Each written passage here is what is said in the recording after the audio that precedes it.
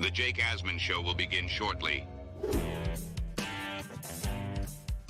Thanks to all these great Patreon members who help support the show.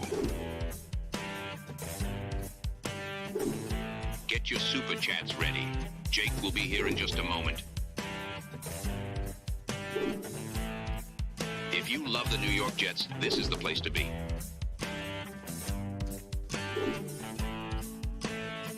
And now, the Jake Asman Show. For the first time since Joe Benigno and I were celebrating a Jet win on September 19th, the Jets last night won another game.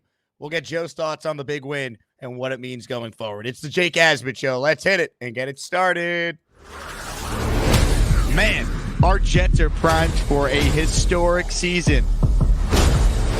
Joe, I am not messing with you with what I'm about to say. Adam Schefter is reporting the Jets have just fired Robert Saleh. Wow! We bleed Jets green each and every day. This is not the same old Jets. We have Aaron freaking Rodgers.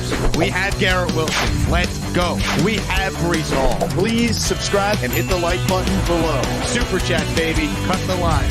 We have Sauce Gardner. We have Quinnen Williams. The Jets bandwagon is loaded. Now it's time to talk all things New York Jets. It's the Jake Asman Show. We have a win as well, Jet fans. Before we bring on the great Joe Benigno, a huge shout out to all the listeners, all the Asmaniacs for helping us reach 40,000 subscribers. Can't thank you all enough for your continuous support. Win or lose, we're here every day, and I really appreciate this community. I also want to make sure we shout out everyone who joins the Patreon. Great way to support me. Last day to join if you want your name added to the intro, Discord access, and, of course, discounts on every Jake Asman merch item and bonus shows. Check it out, patreon.com/Jake Asman Show. A huge, huge shout-out to Nicholas F., Kevin Bracco, Chris Coyle, Big Zeus, Jason Small, Mario Correa, Kevin Hagelin, Portland Jet fan, and D. Thomas. These are all listeners who signed up last night alone, baby. So join the Patreon, get in the Discord, and support the show that way. Patreon.com/Jake Asman Show. The link is in the description to join the Patreon. Ladies and gentlemen, joining us right now on a Victory Friday is the great Joe Benigno. Joe, we finally won a football game, baby. Wow. You know, let's be honest about this, okay? When this kid Corley doesn't score that touchdown in the first half, right? Walk-in touchdown on a great call, by the way, by Downing on the reverse, right? Beautiful play, great execution. Walks into the end zone and puts it on the ground on a 2-yard. And you could see, let's be honest, Jake, you could see that he did not cross the goal line. I mean, I'm flipping out about that as it's going down. I mean, the fact that we won this game with him doing that, costing us that touchdown, and with some of the penalties, you know, the roughing the kicker penalty on Charles, the holding penalty on Fassinu that wiped out that big run by Aaron Rodgers, the penalty on that guy. Who's the guy that got 58? What's his number? Eric Watts. Yep. What's his name? Eric Watts. You're talking about the long snapper? Watts. Yeah. The one that negated the field goal. Well, they should have kept it. And actually, 4D chess right there, Joe. These things don't work out like that for us. I mean, he makes the field goal. They get the penalty. They take the points off the board, and then he misses a chip shot. I mean, these are the kind of things that don't really happen for the Jets. We don't win games when we make as many mistakes as we did in this football game last night. We just don't, and somehow we did. So who knows? Maybe the karma's changing a little bit, bro. You never know. Hey, amazing. And you know what was crazy, too, just talking about what you were saying? How about the fact after the touchdown to start the third quarter that tied the game up, Patterson, the new kicker, hits the upright, but it actually went in. It doinked in for once. Unbelievable. And I think that kind of took the pressure off him a little bit because the other 2 extra points were right down the middle. Now, he didn't have to kick any field goals, thank God. But, you know, the kicker didn't kill us for once last night. Look, I tell you, my biggest, obviously the great game by Garrett Wilson. You know, the all-time catch, the Odell Beckham-esque catch that he made to give us the lead. I mean, what can you say about that? Even the first catch, and there it is, great shot there of him making that grab. But even the first catch for a touchdown, where he one-handed that one, I don't even know how he saw the ball. He had the defensive back right in front of him. Wilson had a great game, and the thing I really take away from last night, Jake, what a 1-2 punch we have at receiver now with Adams and Wilson. I mean, let's be honest. We got as good a 1-2 punch as anybody in the NFL right now. if these two guys can stay healthy. And they both had big games last night. Obviously, Devontae, even though he dropped that one pass right before halftime, outside of that, he got that big fourth down catch on one of the touchdown drives where, he had to leave the field for a little while. And then, of course, caught what was the game-sealing touchdown from Rodgers to put him up 21-10. So that's a pretty good 1-2 punch they got there, It really is. And, specifically with Rodgers, Joe, I mean, watching it live, he looked done in the first half. And I've been someone who's tried to defend Rodgers at times, being like, you can't put this all on him. You got to watch the games and see what's happening. But first play of the game, he misses Devontae. He just looked touchdown. Right. Been a touchdown. He's wide open. He just looked off. And, I mean, at one point, Thomas Morstead's 75-yard punt was 50 more yards than Aaron Rodgers had passing in that first half. And for him to come out and play the way he did in the second half, I mean, that was, Green Bay Packers, Aaron Rodgers we saw in that second half. And if he could maybe find something off that game, it does give you some hope with these receivers, with Brees, that they could be a really good team offensively down the stretch here. Hey, look, Rodgers is not the player he was, 3, 4, whatever, 5 years ago, but he's still a very competent quarterback. I mean, right now, he threw 3 touchdown passes last night. He's thrown 15 touchdown passes so far this year. Zach Wilson didn't come. I don't think Zach Wilson threw 7 or 8 last year. He had 8 total, I believe, Joe. Was that what it was? 8. So, even though he's not the guy he once was, he's still a very, very good quarterback, very competent.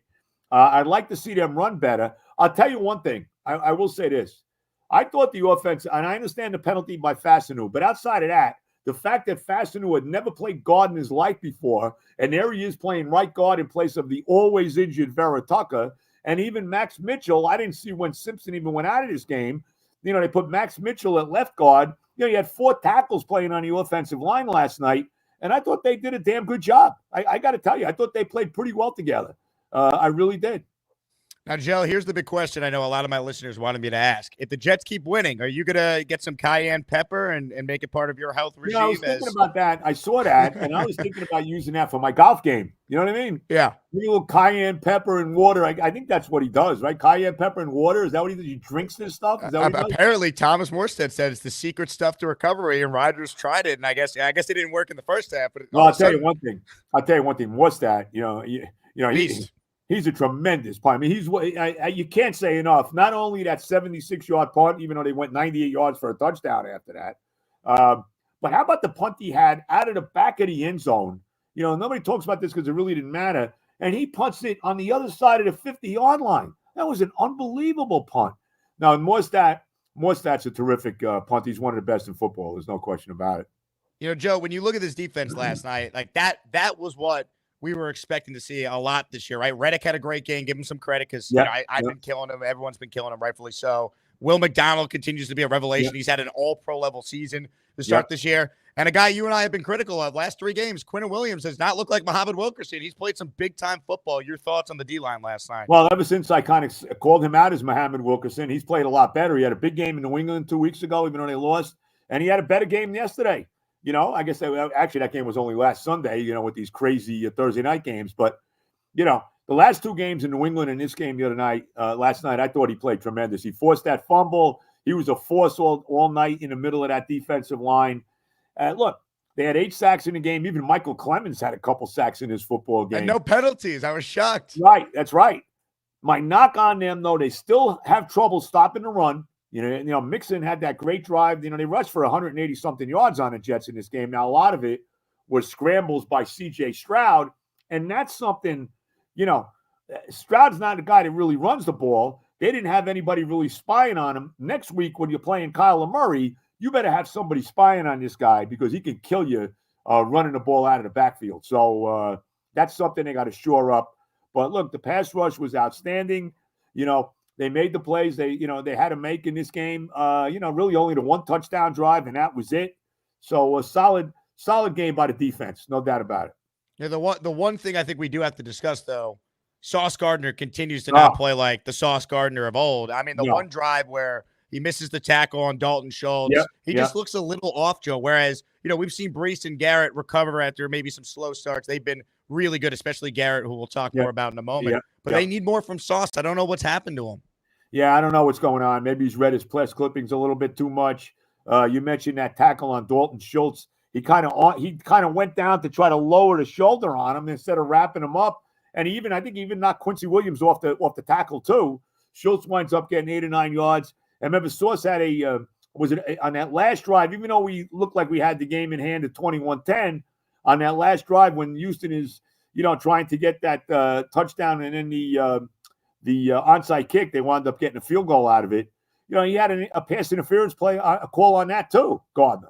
So he has not played well. DJ Reed right now is playing much better than Sauce Gardner. Even had last night, DJ Reed. Yeah, they blitzed a little more last night too, which was a nice adjustment Yep. by the coaching staff. One thing I did notice though, watching this defense, the way that they used Will McDonald and Reddick and Quinnen was interesting at one point because they were just killing Houston on the interior. Yep. They lined Will McDonald up over the guard and center and just said, "Hey, big boy, go get the quarterback because you're dominating here." And Reddick had a nice night. We really started to see what this defensive pass rush could do when those three guys were out there together. Hey, no question about it. And maybe this is only the beginning with Reddick, but they got to start. They got to do something about the run, though, and it concerns me. I know I was watching the postgame show afterwards, and Bart Scott said they should.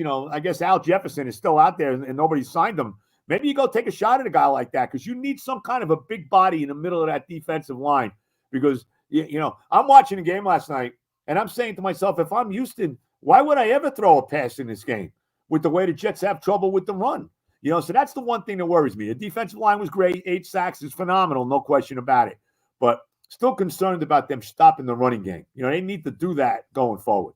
We're talking with Joe Benigno, his weekly spot on the show. Joe's podcast, the Oh the Pain podcast, which I already listened to today. It's already out because Joe's joining us in the afternoon instead of the morning after for today's special Friday show. If you have any questions for Joe, write it in, and we will bring it up on the screen. Super chats, we'll cut the line. I know you were obviously not there last night, Joe, but you were watching the game on TV. What did you make of the sell of the team chants in the first half from the disgruntled Jet fans who were in the building last night? It's interesting. I knew they were chanting something, and I was trying to zone in on what it was, and I couldn't understand it. And then when I read the paper today, I realized what it was. I mean, look, can we be surprised? I mean, look, look, I told you before, there's things about Woody I like, that have nothing to do with football, but he's a terrible, terrible owner. There's no other way to say it. He's been a bad owner, just like Leon Hess was a bad owner, all those years. I mean, you're going to hear it. You're going to hear that kind of stuff. And we know he's not going to sell the team. We know that's not happening. But I'm not surprised. How could you be surprised? I mean, especially with that just, putrid first half of football. I mean, the fact that the Jets were only down 7-0 at halftime was really a miracle. I mean, when you think about how it was so bad, it really was. It's just amazing they won this game if you really think about it, because it just felt like, especially after the Corley play, as you brought up, we were set up for another national TV Jet debacle that everyone would see and make fun of, and we'd never hear the end of. Yeah.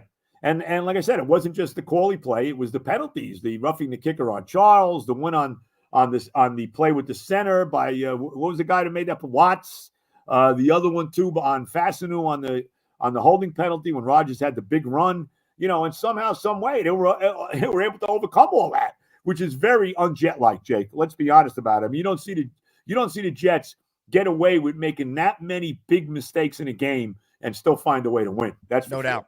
No doubt. How about this for a stat for you too, Joe? The Jets had 3 consecutive touchdown drives of 70-plus yards in the second half, the longest streak by the Jets in a game since October 30th, 2016 against the Browns. I mean, I know Rodgers is not what he once was, as you and I have said a lot on this show, but man, if they give him protection like he had last night and you start to see him and Devontae get it going now, Garrett and him are on the same page, we're talking about an offense that as long as he's out there healthy, and he looked pretty good taking off scrambling for that first down before they called it back on the penalty, they got a chance. I mean, they really do. The schedule is favorable, but my big thing is it's only one game. I don't want to make too much of it. There's 8 games to go. No. They got to now build on this with 9 days to get ready for an Arizona team on the road. That's not going to be an easy game.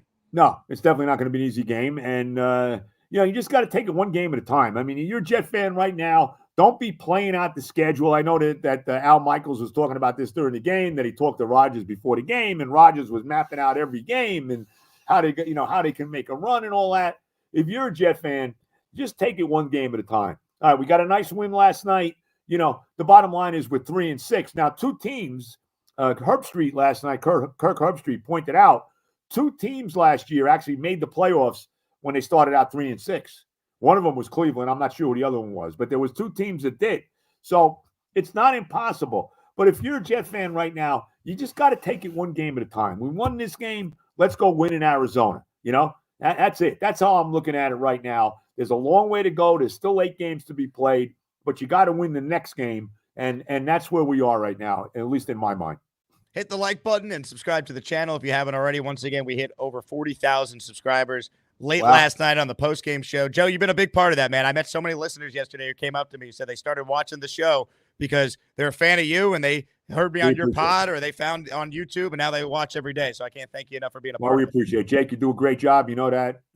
Jake is a sensational work that you do. So. Some questions here from listeners out there, comments as well. Cashmere writes in, Sauce is playing injured and it's affecting his play. He did get banged up a couple times this year. Go out of the game. He did go out of the game and come back in again yesterday. That is true. But even before he was really banged up, it just felt like something's been a tick off with him this year. He still wasn't like brutal in every game. It's not like he was getting toasted every game, but the tackling, he's never been a great tackler, but it just feels like there's something a little off with Gardner. Whereas a guy like Garrett and a guy like Brees, they had maybe a tough game or two. It hasn't affected them. They're back to being their superstar selves. Well, Wilson has really separated himself as far as I'm concerned from the other two guys. I mean, Brees has been good. He had a decent game. He rushed for 74 yards last night, made a couple plays in the passing game. But Wilson is moving into superstar, all-pro player status. I mean, he's moving into a different stratosphere. And it's only going to get better as long as Devontae's on the other side. I mean, these guys are just going to open it up for each other. It's a shame now that Lazard's on IR because Lazard was – I know he dropped a lot of passes, but Lazard was actually having an okay year. He caught 5 touchdown passes. He would have been a nice third receiver. Now you're going to see Mike Williams, get the chance to be that third guy. And I guess you're going to see more of Corley. I mean, he didn't do – they certainly didn't give him the ball again. He did play again last night, but they certainly didn't get the ball to him at all after his F-up in the first half. I don't understand the point of any player doing that, especially a rookie. Don't you want the ball? It's your first touchdown in the NFL. What are you doing? I'm thinking this, bro. Who the hell are you to not get in the end zone and you never scored a touchdown in your life, in the NFL? And who the hell are you to be playing games by the goal line? Get in the damn end zone, maybe get down on your knee and be thankful that you got the touchdown and then let me flip the ball to the referee, I mean, it's not like this guy's been in the end zone 100 times. You know what I'm saying? I mean, unbelievable. Really, really, just still can't believe how we won the game because I thought for sure we had no shot after that happened, to be very honest. And you know what? My reaction was to just laugh at that point because I'm like, this is just a dark comedy at this point. There's nothing I could do. I've invested so much energy in this team. If it's going to be this big of a joke, you know what? Why am I going to sit here and be angry? I'm just going to laugh at this point because it's a joke. Yeah. And they won. Amazing. Now, as far as Garrett Wilson goes, Joe, because you've seen it all, you've been a fan of this team since 1965. I really do believe if he stays a Jet the vast majority of his career, he has a chance to be the greatest receiver in this franchise's history. Your thoughts on Garrett going forward? Well, man, it's a lot of ground to cover. There's been a lot of great receivers here over the years. Going back to Don Maynard and George Saleh, Wesley Walker and Al Toon. Keyshawn and Wayne when they were together, those guys were really, really, really good. Tremendous, especially that 98 season, even 9 years ago with the combination of Brandon Marshall and Eric Decker, so this franchise has had a lot of really top flight receivers over the years. But Wilson's right up there. I mean, the ability is certainly off the charts. And as I said, you pair him up now with a guy like Davante Adams. I mean, you can make it, you look around the NFL, there's a lot of really, very, very good wide receiver tandems out there. I mean, you look at T. Higgins and Jamar Chase in Cincinnati. There's a couple other ones out there, too, of guys who have 2 really good wide receivers. But is there anybody better than Adams and Wilson? I mean, they're as good as anybody as a wide receiver tandem. And I really do think we're going to see more and more of Devontae and Garrett kind of just taking over this offense now because it just feels like Rodgers is now on the same page with Garrett. Devontae and him had that built-in chemistry, which was amazing to see with the hand signal to get the 4th down conversion. Just like that's what this team's been missing with Rodgers at quarterback. It's exciting. I don't want to go too crazy because as we were just talking about, Joe, they got to win next week. And then you come home for what's likely going to be, not flexed out of anything, a Sunday night game against Indianapolis. You get the 5 and 6 at the bye. You get healthy. You got a chance here. They're only playing 2 total games in the month of November here. So it's the complete opposite of the schedule where they started, 3 games in 11 days. They're going to get some time to get healthy here if they can handle their business. Well, I don't want to get too, like I said, I don't want to get too excited. They won a game last night. I'm taking it for its face value as that. And win next week. I mean, that's really it. Let's take it one game at a time. It's good that we're actually going to get a game that's like 4:25 in the afternoon instead of the usual night game. I can only pray they flex out of that Colt game. I don't think they are, but I mean, it would be nice if they did. You'd love to see that game at 1 o'clock in the afternoon, but I mean, it is what it is. But just don't get too far ahead of yourself. Let's enjoy this. We got 10 days to relax and enjoy the win.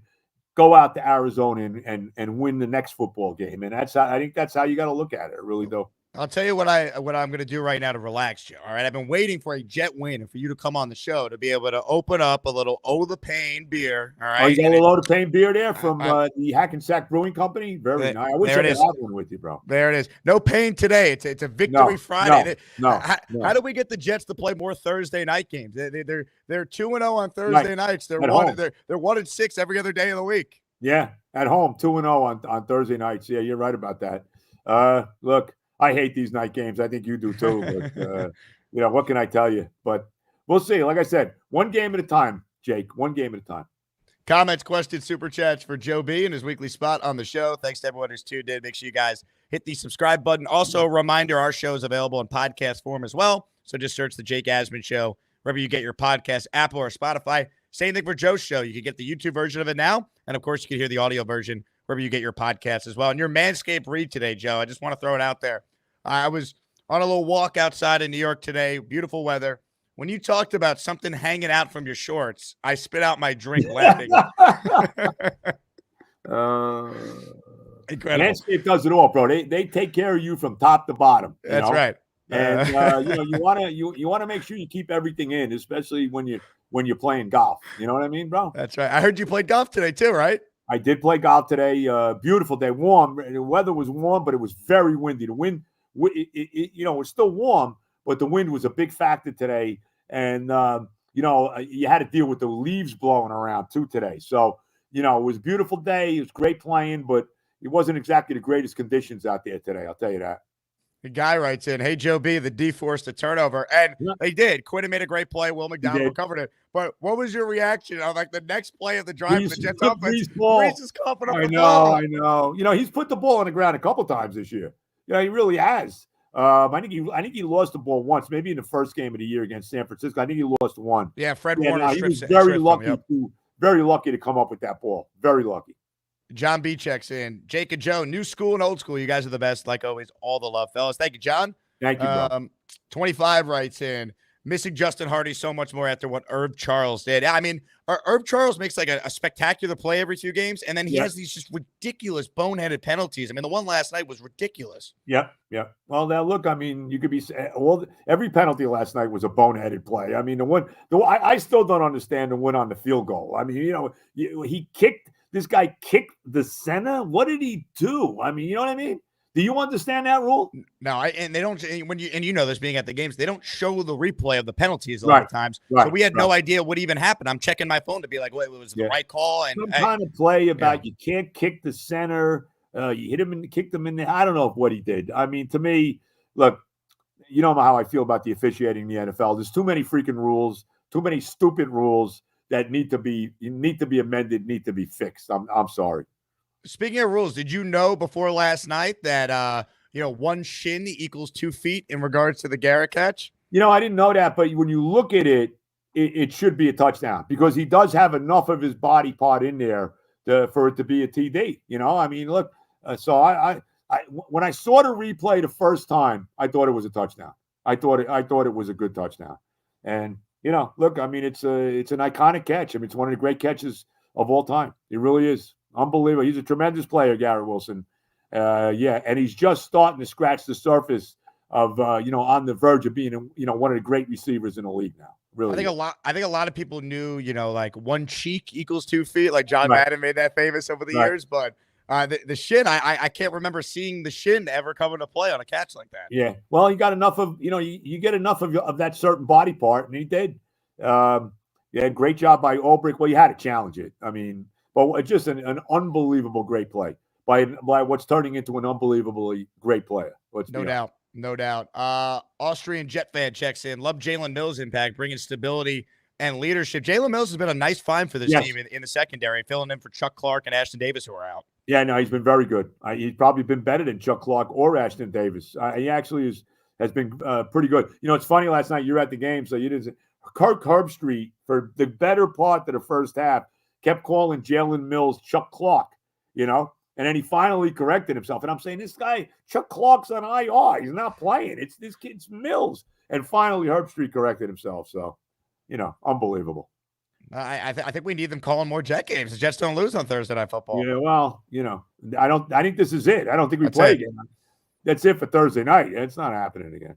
Well, you know, I've been wrong about a lot with this team because I never could have imagined they'd be, 2-6 going into the game. But one of the things when the schedule came out and we saw all the primetime games, stinks if you're a season ticket holder, but at least if you're going to play Thursday night twice, you want them both at home. The home team on Thursday Night Football has a 57% winning percentage all time since they started it. Like, that's a big advantage. I'm surprised it's not higher than that, to be very honest. Yeah. You know, and let's be honest. I mean, Houston has not exactly enjoyed their trips to MetLife Stadium the last couple of years. You know, CJ Stroud really had a miserable game. I mean, not only gets sacked 8 times, but what was he, 11 for 30 in this game throwing the football? You know, and I know he didn't have his 2 big receivers, but, you know, nevertheless, he has not played well at MetLife the last couple of years. And I think the Texans are a little overrated. I know they're 6-3. You know, their offensive line is not good. You know, and they're in a terrible division. I mean, you know, the AFC South is as bad as any division there is. So, you know, but Stroud has not been very good at the Meadowlands. I'll say that. 25 says, missing Harding after what Herb did. Yep. Love what they did with the O-line. Finally a risk. Garrett Wilson is a top 5 receiver. I don't know what got into Michael Clemens, but no flags and a sack. Look, the O-line, I mean, at what point, Joe, you had 4 tackles out there because both the guards go down. Tippmann's the only one who's not a tackle playing center. I mean, and Olufashu did a nice job. If there's a scenario where he needs to play, he's one of your best 5 offensive linemen. Get him out there on the field. I mean, I'll say this, Tyron Smith, I thought just from watching it in the stands, he wasn't bad last night. No, but he was I want Olu out there. He's better than Jake Hansen. Jake Hansen's terrible. Yeah, no, I want to see Olu play too. I want him out there. I mean, you know, and give the kid credit. How about the fact the kid never played guard in his life, and they put him out there at right guard, and he got the job done. I thought the pass protection was pretty good last night. And who knows about Vera Tucker? He's hurt all the time. I mean, you know, let's be honest about Vera Tucker. The guy's constantly hurt. You know, you can't count on him. You know, the greatest ability is availability, and he's never really available. So I didn't see where Simpson went out of the game, but Mitchell did a nice job too. And, you know, look, I was good with the offensive line last night. I really was. Louis writes in, W, baby. Beating a very good team gives me hope that we can play with the best teams in the league. Let's keep it going next week in Arizona. JETS. I mean, speaking of that, Joe, a stat I found interesting. So the Jets are 3-6, yet they've only been outscored by a total of just 12 points on the season. They've been in all these games. Yeah. They're right there. Yeah, the only game they lost pretty badly to San Francisco the opening night. And they lost. The final score against Pittsburgh was a little lopsided, but it really was not reflective of how close that game was. You know, I mean, that game was 16-15 when Garrett Wilson did not come up with that catch that was intercepted and taken down to the 1 yard line. And then it was even 23-15 when our buddy Zerline got that field goal blocked, right? Which would have cut the lead to 23-18. And I thought after that they really quit, you know. But you look at all the other games, you know, they lost by a point to the Denver Broncos. They lost by 3 points to the Buffalo Bills. They lose by 3 points to the New England Patriots. And all 3 of those games, if the kicker's making his kicks, we got a completely different storyline, completely different. It's just, you just hope it doesn't come back to cost them, but everything's still in front of them, as we were talking about before. This one is from Jack, who says, hopefully with a 10-day break, Aaron can get into an ice bath to heal and come out a new man. I mean, you know, put some cayenne pepper in that ice bath too, apparently. Well, maybe you know what he can do is he's got a little time. Yep. He can go into the dark hole and get a little washuska or whatever that stuff is. What'd you call it? A jwuska? I don't know what the hell. What is it? Ayahuasca? Ayahuasca? Is that what it is? Ayahuasca. Whatever the hell it is. You know, who knows? Anyway, what he can do, like I said, he's got a little time. He can get an ice bath and he can put it in the dark room. He can have his little cayenne pepper and water, and he can do the ayahuasca, and he's good to go. Let's go. You know, I love it. That should set him up for the last 8 games of the year. You know. Jet Life says the cryogenic chamber as well. Would you go in a cryogenic chamber, Joe? Probably not alone. If I could have my wife come in with me, maybe I would. I don't know. I don't know enough. It doesn't sound like something I'd want to do. You know? New Jersey Super Trucker. So, Joe, this is the first time caller I had earlier. He said he was watching NFL Network, and I forget which, one of those like NFL top 10 lists that you were interviewed for. Oh, yeah, but yeah. It involved like the biggest meltdowns, I guess, in NFL history. And you were apparently on there talking about some of the all-time great Jet meltdowns. Do you remember what this listener is referring to? I've been on, I've done a few of those over the years. Look, I mean, we could go into the Jet meltdown is, which one you want me to give you? I mean, I guess the all-time meltdown is 86 when they started out 10-1 and then lost the last 5 games of the regular season. It was kind of tempered by the fact they still made the playoffs and then actually won that playoff game against Kansas City before the absolute disaster in Cleveland. But, we've seen a few meltdowns. How about Al Gross one and only year where we were 9-4 and then we lose our last 3 games to knock us out of the playoffs, including the disaster in Baltimore on Christmas Eve. Oh, my God. And then Al was gone to go coach Virginia. Thank you very much, Al. You talk about meltdowns, man. I mean, just 2011, they're 8-5. They lose the last 3. Holmes thrown out of the huddle with Sanchez. 8-3 with Favre in 08. Killed by the Eagles. And then, of course, that was also the Victor Cruz disaster. Yeah. We just when I mention Victor Cruz, I mean, I have to take pause, as you know, because we still have not recovered from that game. Let's be honest. We have still, that game is now how many years ago? 13 years ago. We still have not recovered from that game. For at least an afternoon, though, last year, Joe, you were able to troll the Giant fan, though. Here it is. Little Victor Cruz dance. Oh, Victor. Woo. We're doing a little salsa, baby. Yeah. Woo.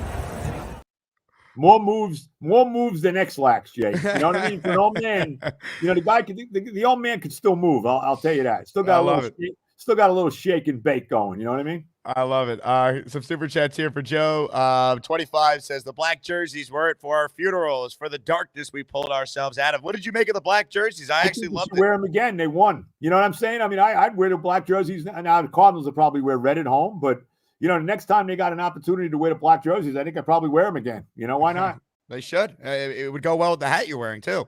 It would. It would match my black Jet hat. Yes, it would. Tremendous. All right, last chance to get a comment or question in for Joe. He's joining us on a special Friday show after the Jets were able to get a win last night. Joe, as far as this team going forward here, trade deadline is Tuesday, November 5th. That's the biggest thing happening in our country that day, obviously. Well, do you expect the Jets to do that as well? But anyway, as you know.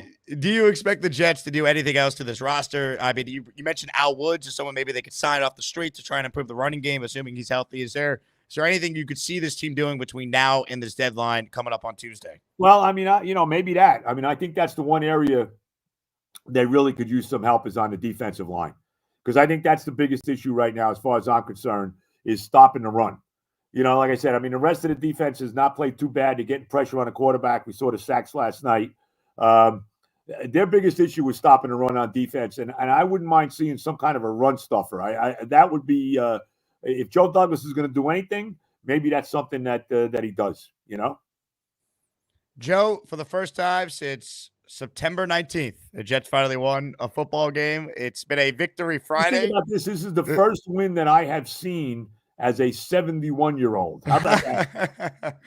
Amazing. And it's just crazy because when we did the podcast that night, the day after the game, I mean, they were 2-1. They played great. We're saying, hey, if Aaron stays healthy, they're going to have a chance. And I heard, I will say this. I did watch Aaron Rodgers' appearance today on the McAfee show. He says his body feels great. He's like, it's the first time I felt healthy. I think I could be 100% by the time we play Arizona 9 days from now. And if that's the case, and we saw second half Rodgers last night, more going forward. They got a chance, but they got to do it one game at a time. One game at a time. That's it. That's how they have to take it. They got to stop making the dumb penalties. You can't make the kind of mistake that Corley obviously made last night.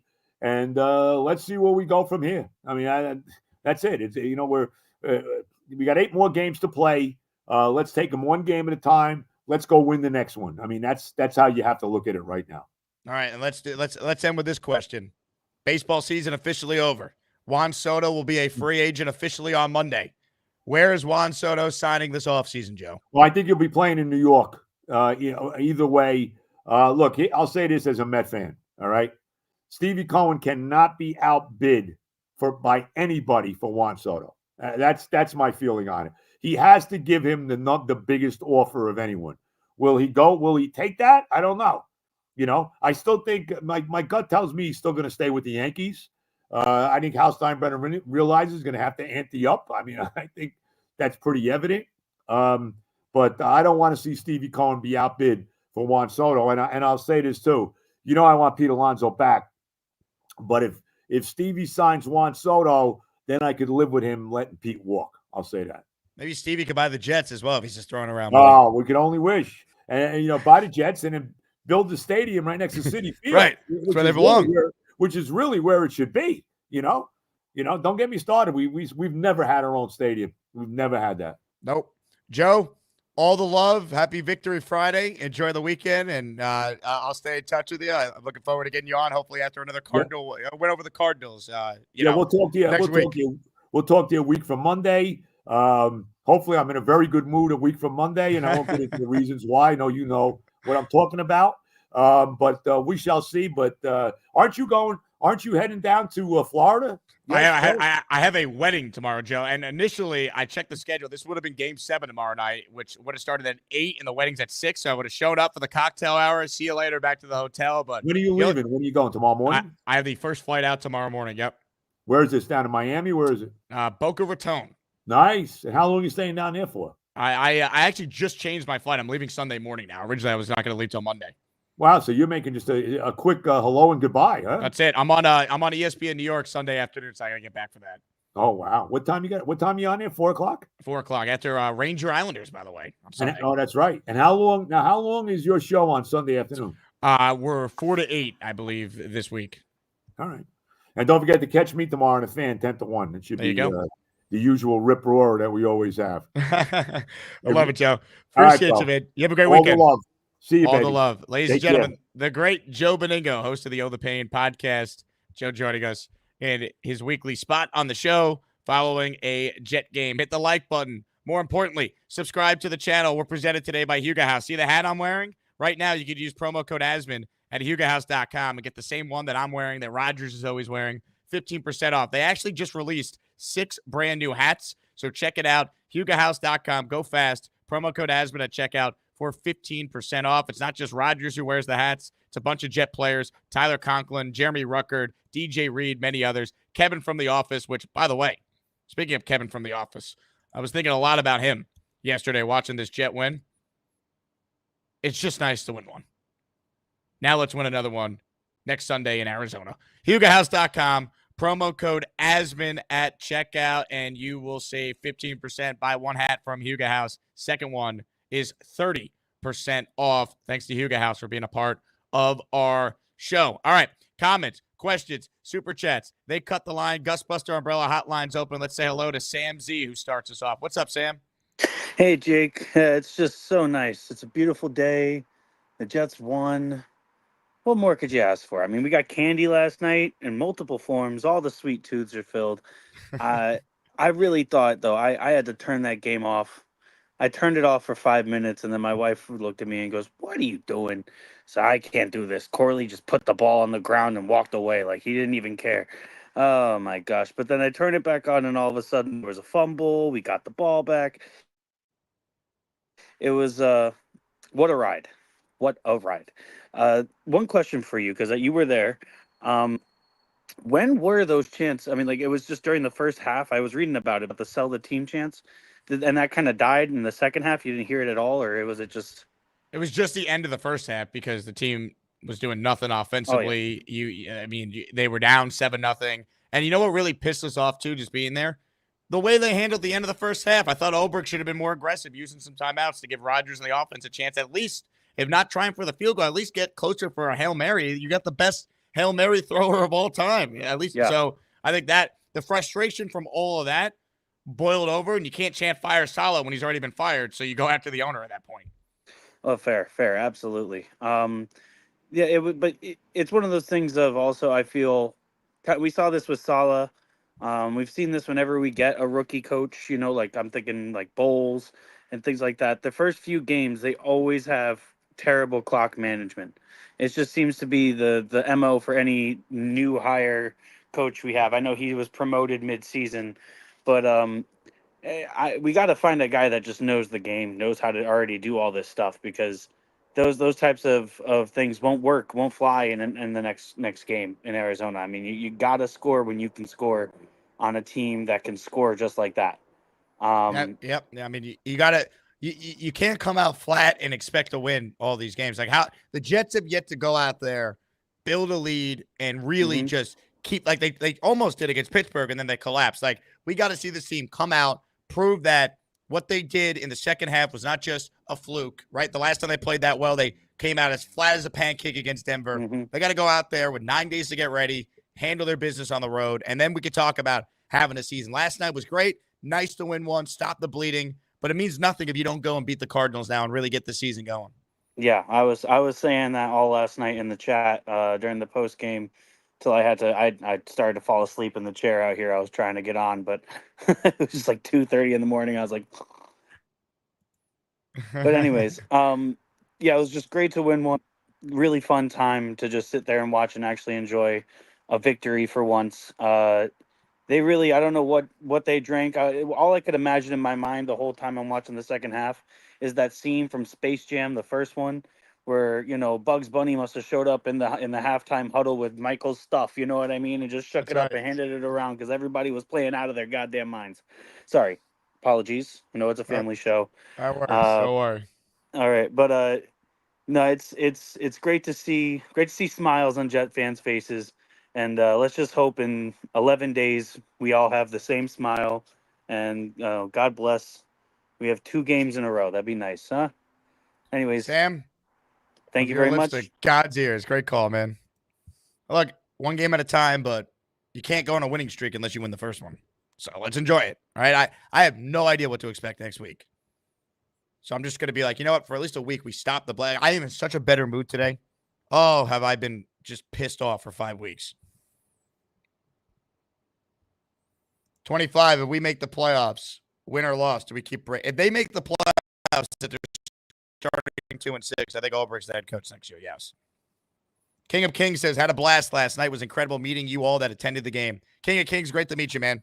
What a night. It really was. It was a special night with the Asmaniacs who were part of our group buy. Rowan Marshall became a channel member. Rowan, I appreciate you. I just saw you bought merch as well. Welcome aboard, Rowan. Let's see what you bought here.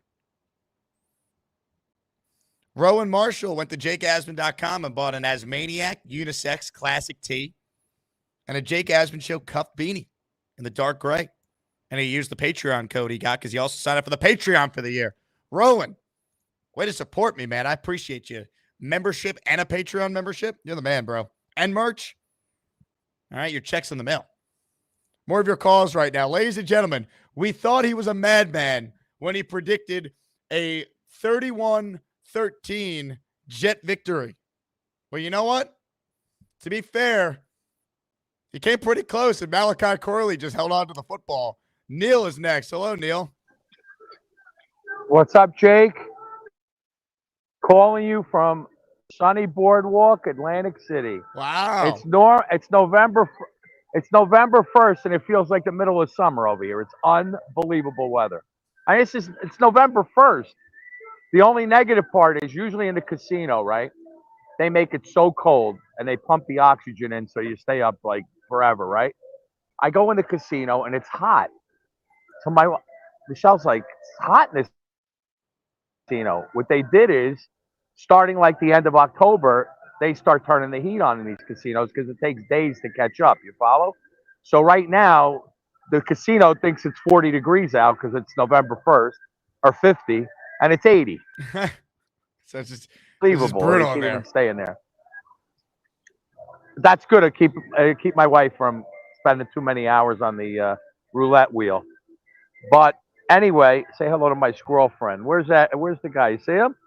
Oh, there it is. What's his name?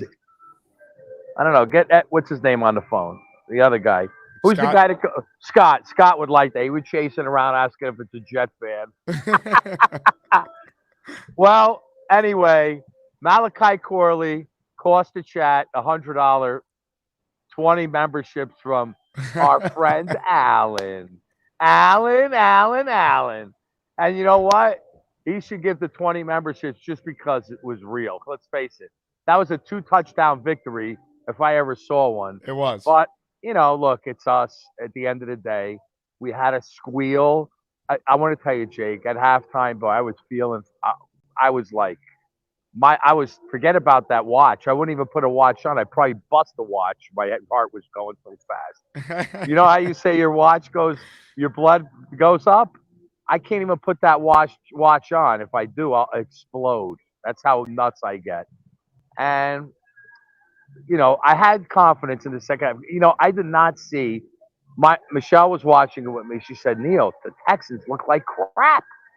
They're horrible. If you can't beat this team, I'm like, oh my God, right? She has no idea. They're 6-2. She goes, I don't care. Really, the Texans look like garbage, man. We made them look bad. C.J. Stroud coming out of the tunnel, Jake, and you couldn't see that because you were at the game. He had this look on his face, like a deer in a headlight look before the game even started. I think these guys get a little bit intimidated, when the lights are blinking and, they're not seeing that in Houston, are they, Jake? I mean, I know they're pretty into it there, but not like here, right? Well, it just might be one of those things, too, Neal, where, Stroud has struggled now twice in that building, right? He got concussed and knocked out of the game last year, and he was playing terrible before then. And Houston's had a lot of O-line issues, man. You could see with the young quarterback, especially, it's not like Stroud's a 10-year vet. He's still only in his second year, and he has taken a beating this year. And you saw it last night. He got absolutely I'm going to tell you something. I didn't think he was getting up. One thing about Clemens, when he lands on you, it's luckily they didn't pull the personal foul out because he does not lift his weight off the guy. When he hits a guy, he wants to smash him into the dirt. And I'm going to tell you something. When he hit Stroud, he was in a lot of pain. He didn't want to get up after Clemens hit him because Clemens, he runs you over. He's so stupid. He doesn't care about getting a personal foul. He wants to just slam the quarterback and make him eat dirt. And we got very lucky there. Let me tell you one thing. I don't know what Joe B said earlier because, and by the way, I drove down this morning and I had your show on the entire ride down in Atlantic City. Michelle heard it for 3 hours.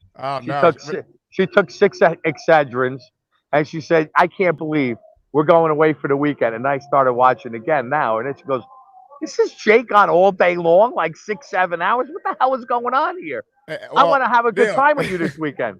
But Neal, tell Michelle I apologize. And she's not alone, though. I met a lot of people's girlfriends or wives last night. And the feedback I was getting from multiple listeners, wives or girlfriends, was, I call you my husband's second boyfriend or second girlfriend. Right. I mean, it was nonstop. So, Jake, I got to tell you something. You really do. You're causing a lot of divorces. You better put a little thing on it. You're testing my marriage out. Mine is solid as a rock.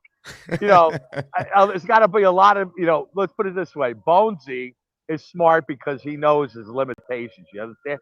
But I will say this. If you know it and I know it, Jake, if we were 5-3 going into that game yesterday and you had tickets to offer, Bonesy would have been at the game. I don't give a crap.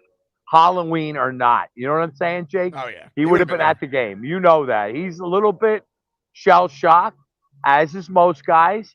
But unlike those guys, I kept my head. I did not get ahead of myself. Now, I know any blind squirrel could find a nut, and you could dismiss my prediction as just being lucky because it happens once in a while. But I did say it would be a dominant win, and it was. It wasn't like we, beat them by a field goal or that. But I got to tell you something. I felt at the end of that first half that I was going to be egg in my face again and I was going to have Allen in my face. Dude, I was scared shit. But here we are. We won finally. And Fireman Ed is the best, man. I can't, but, Joe B, you can't take his positive take seriously because next week he'll be trashing him. Fireman Ed is sincere. You know what I'm saying, Jake? You know the difference, right? Well, Neal, you are Fireman Ed, and Joe Right. B is like Alan. Like there's two right. opposite ends of the spectrum. I look like Joe B, but I act like Fireman Ed. That's the difference with me because I'm positive. I'm always going to be positive. And your show has really everybody, Jake, I run into that's a Jet fan, and I see people at restaurants, with a Jet jersey on. As soon as I see somebody with a jersey on or anything, I talk a little Jets, and I say, "Let me ask you a question. You watch the Jake Asman show?" No, I never heard of it. Go on. Let me write it down. I'll wait right here. And Michelle's in the other booth. Like, who are you talking to now? Who are you talking to now? And I said, Jake Asman show. So I want credit. I won't say I want credit for 2,000 subscribers, but I think my yapping in people's ears got at least my whole family, my wife's whole family, they watch it now. Not because they want Jet contract content, but they want to bust my chops and tell their sisters, what is your husband, a moron? What is this? You can't believe the shit I hear to listen to this show. And guess what? I'm going to listen forever because you are the man. I love you. I love the guys. And we're going to turn 40 into 50 into 100. By the first playoff game, there'll be 100,000 subscribers. I guarantee it. That's all I got to say. Neal, adios. Neal, you're the best, and in honor of you helping me reach 40K, because without you, I would say, at least 15,000 subscribers wouldn't be subscribed. Yeah, I'm simply going to play this. Jets got to get this offensive line figured out, because it doesn't matter who we have on the center, because these assholes can't hold the line. The fuck? I think there's a little fire over there. Hold on. Or Jake, I might need you to call 911. Oh, shit. Oh, Jesus Christ. What the hell's going on here? Oh, my Lord. Oh, Jesus Christ. Oh.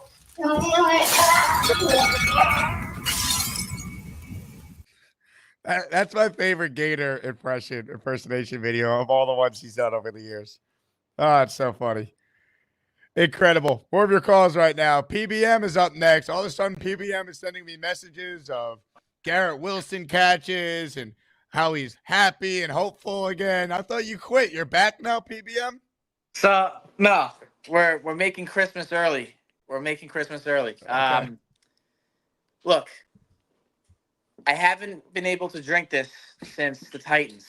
I am finally making a Jets victory wine. Look how full this thing is. I only had two glasses of this. Well, you only had 3 wins all year. So this is for yesterday. But yeah, I'm not back. They got to prove it to us. However, they can do it. And what I want to say is, why not us? Why not us? Let's go, baby. Victory Why Friday. not us? So let's get the dub next week. Let's keep it going forward. I know I was really down, and I kind of am still down, but I want them to prove it to us. The fans have nothing to prove.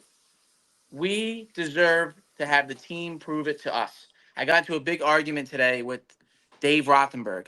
Dave was saying I'm not a real fan because I had the Jets game on, but I was doing other things yesterday. I was playing video games because after the first 2 drives, I thought we were going to lose. I was like, oh, man, I got to do something to make myself feel better. So I'm playing games on my phone, and halftime I had Call of Duty out for a little bit, and I wanted to do something to positive because I didn't feel anything. And he says I wasn't a real fan. I'm like, dude, that doesn't mean I'm not a real fan. It just means I'm trying to be tortured. But whatever. Let them prove it to us. He doesn't agree that the team has to prove it to us. I should be a fan no matter what. I'm like, I'm going to be a fan, but let the team prove it to us. And you know what? Aaron Rodgers is going to do it, baby. Let's go. He's back. Yeah. Hey, Mike, next time you need something to do during a Jet game, I would say you go the Boy Green route. So we're going to get into all of it here. Again, my name is Paul Eston Jr., a.k.a. Boy Green. I'm the New York Jets digital reporter for Heavy.com. We come 2 hours after every final whistle here for the post-game show. And I'm going to be honest. The only good thing that happened to me late tonight, early this morning, was making sweet, passionate love to my fiance, which I did after the article was written and that kind of stuff. That's the only good thing that happened. Not great. Terrible.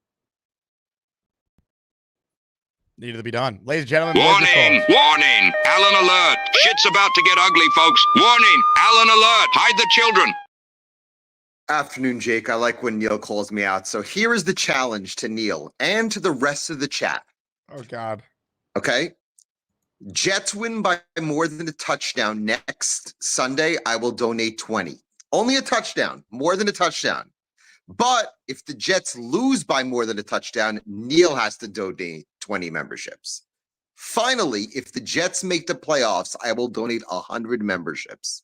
100 memberships by my calculations. That would be $500 spent if the Jets make the postseason, Alan. That is correct. You already, I mean, I was going to lose 100 anyhow because you said 13 wins. So that went down the toilet.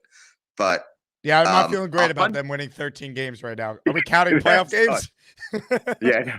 100 memberships if they make the playoffs. But the challenge next week, and you have Neal has you on his bat dial, so a bat phone, whatever. Okay.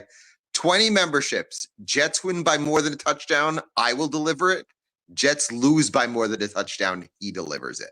Ladies and gentlemen, Okay. Neal joins us now. Neal, do you accept the terms of the challenge? What's up, Alan, my boy?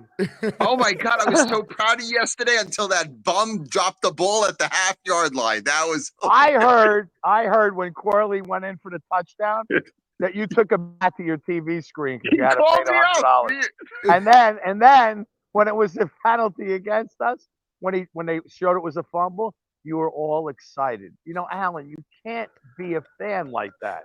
What do you mean I was excited. They played 30 minutes of good football yesterday. But what would make you more upset? A Jet win or having to buy the 20 memberships? No, I think I'd it be was the glad 20 to. memberships Again, that would make you more upset. I'm not like your buddy Rob the Jet fan. I actually donate memberships. So that's fine. Don't talk about Rob like that, dude. You got to realize. Wait, you better wait. Because if you ever run into, fine. Dude, you have to understand something. Wait, let me just say this to you, Alan. When we left the T Squared last week, right? Rob was pissed off that the Jets lost, right, Jake?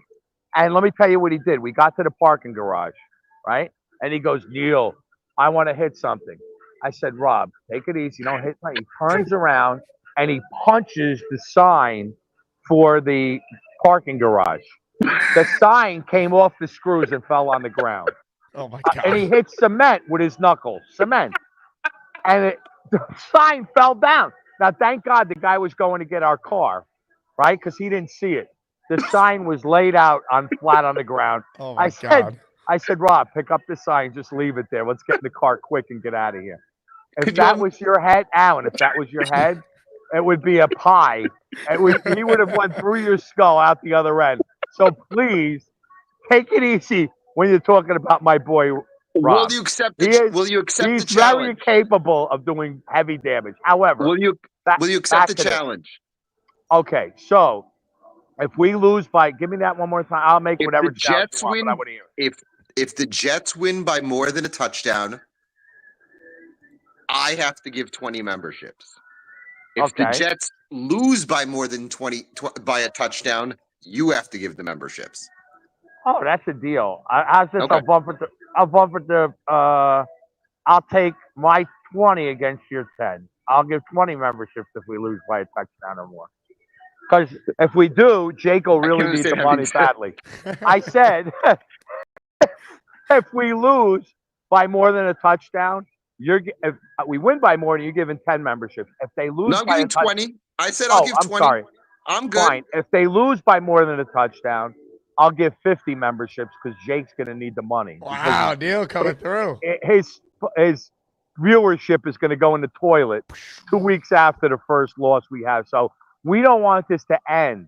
I told you, and I'll say it again. Oh, here we go. One game I'm worried about it ending on, and that's December 8th in Miami.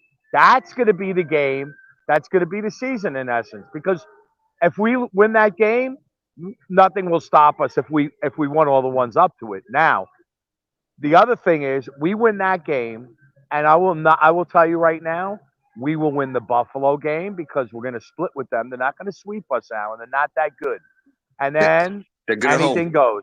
Anything Okay. goes. That's And why I said I would see it. donate. I would donate 100 memberships if we make Nice. the playoffs. Okay. All right, If we make the playoffs, 100 memberships. ladies Great. and gentlemen, deals have been made. And look, I think I know why Rob was so angry Alan, after the game.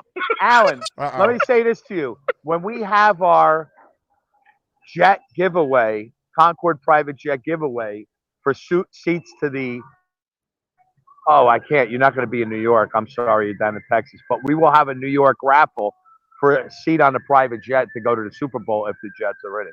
I can assure you, drive there. when that day, I will tell you something. When we make I will that Super drive there. Bowl, if we do, you're going to see.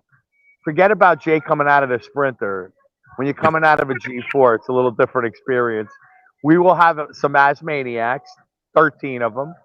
Some will pay, some won't, and we'll have a little bit of a thing. We'll figure it out, but it's going to be epic coming I will into that drive there, Super Neil. Bowl. I will drive to the Super Bowl if they get there. I'm not far. I'm like 8-9 hours. I'm good. I got to tell you something. The difference is going to be getting in the building. I know one guy that'll definitely pay up to go to a Super Bowl. I'll go for 20,000. Wait, JJ is on. My money's on JJ. JJ will spend the money for a Super Bowl ticket. I know that for a fact. Neil, can we not talk Super Bowl? They're 3-6. I can't do this. I love you all. I can't do this right now. If it moves, hit it. If it don't move, hit it. And if you're not sure, guess what? Hit it. That was Rob to the sign after the Jets lost to the Pats, leaving T squared last week, apparently. More of your calls right now. Kyle Clifton is next. Hello, Kyle. What's going on, Jake? How are you? I guess I'm doing better than your camera. It's going to be like this. I'm not taking this film off. I've had my kids break my phone now, and I can't have it anymore. So I want to be optimistic because I'm going to Arizona on Friday. Oh, great. And you know, but I'm still seeing stuff like the penalties are always there. They're always there. Yep. We had one game with 4 or 5 penalties. I would be gratified. We never have that. It's always 7, 8, 9, 10, 11 penalties. And then Ulbrich.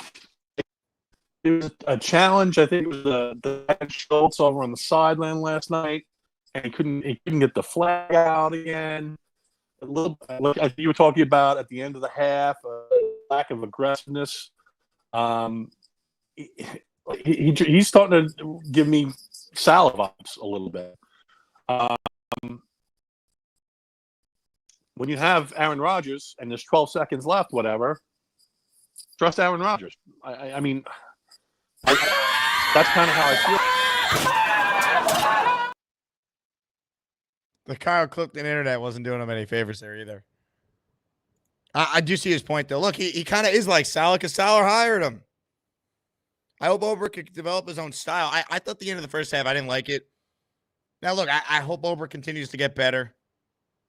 Give him credit, though. This defense played like last year's defense last night. Yeah, they had a good game plan.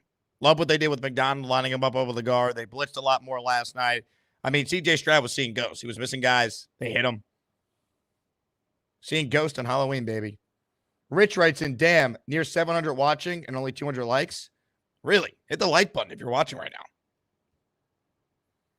Only 200 likes? Let's get that up. More importantly, subscribe to the channel, baby. We're trying to get to 50,000 subscribers. We hit 40 earlier. If you're tuning in for Benigno, Joe was on with us at the beginning of the show, so rewind if you want Joe's thoughts on an epic Jet win. 25 with a super chat. Neil and my dad would get along well. Could have to bring my pops out. I love it. Ask your dad how he feels about this. Oh, yeah, the dream season we've been waiting for is happening. There it is. More of your calls right now. Let's say hello to 04 Jets fan. Hello, 04. How you doing, Jake? What's up, man? Oh, well, just excited after the win last night. Listen, I rode the roller coaster of emotions through that first half. My wife was sitting there watching game with me and looked at me and said, why the hell do you watch this stuff if you're just going to bitch when they start doing crap? I looked at her and said, you don't understand. I'm a glutton for punishment. been a fan of this team for almost 20 years, or 20 years this year exactly. And I've seen a handful of really good seasons.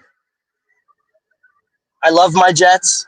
They play like that the rest of the season, they're going to win a lot of games. I just don't know if they've got enough left in the tank to make the playoffs. Well, they put themselves in a hole, so they're going to have to basically not run the table, but pretty close. I mean, they're at 3 wins right now. There's 8 games to go. I think they need to at least get to 9 to have a shot, and they might need 10. So you do the math. They got to win almost every game. Yeah. Well, now on a crazy note, I was looking at the sack totals for the season. Will McDonald's going to make the 3rd consecutive season of a 10-plus sack player on this team. He's getting sacked pretty consistently. He's been great. He's having a all-pro level season so far. What kind of rest of the way do you think he needs to have to catch Gastineau and get 22 to tie and 23 to take it?